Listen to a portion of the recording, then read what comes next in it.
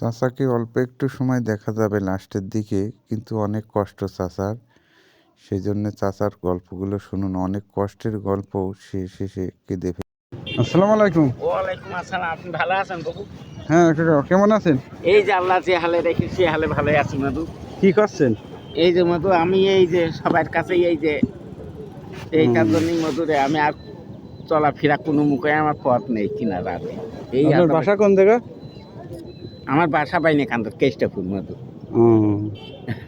এখন হয়ে গেছি নিজ মধুরে।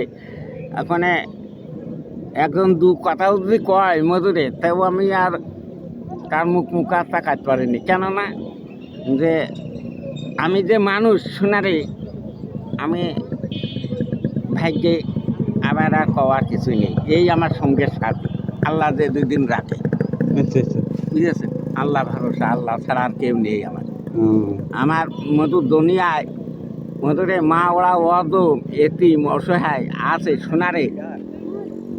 আল্লাহ আমার যে কপাল, এই কপাল যেন আল্লাহ কারণ না করায়।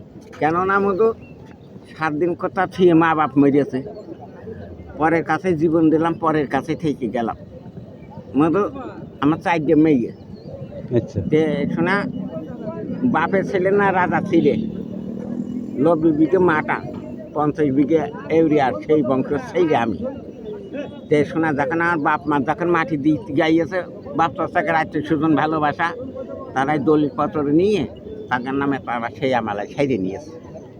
এই মনের ঘৃণায় শোনারে আমি ওই মেহেরপুর গাংনি হাট বয়লে বিয়ে করে নির্জিম মনের ঘৃণায় নির্জিম গরিবিন মেয়ে। 2 কাঠা জমি আমার শ্বশুরের আছে।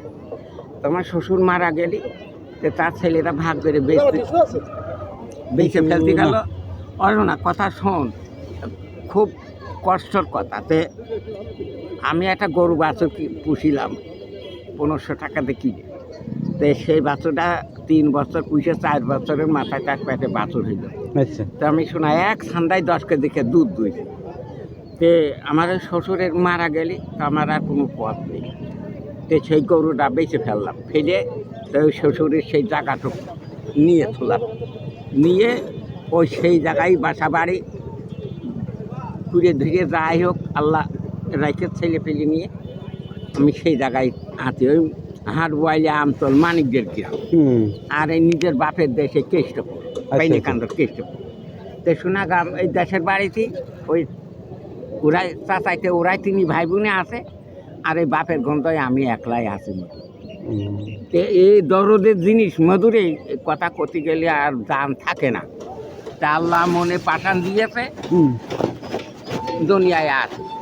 যখন সে নেবে মধু, কারোর বাপার ক্ষমতা নেই। আপনার কাছে সত্য মিথ্যা কই আমি মরব না, এই মাটি সালাম করবো না, এই মাটিতে যাব না। তো আপনার কাছে আমার কোনো সে কথা কওয়াই দরকার আছে মধু। বিসমিল্লাহ। এই দেখ মধু, এই আমি আমার পুরা, আর এই আমার দুনিয়া, আমার এই আগুন। 4টে মেয়ে বিয়ে দিয়েছি মধু। তাহলে ভালো থাকেন, আল্লাহ বাসে রাখুক, বাইসে থাক বাদান গো। দেখা হলি শোনারে পেটে ছিল তোকে টস করিস মধু।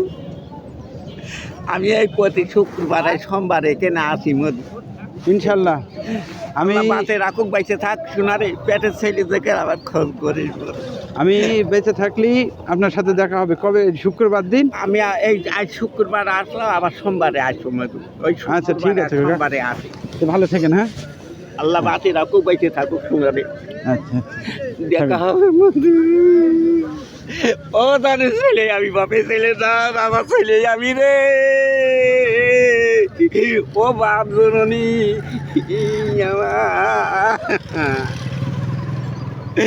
ও বাপ,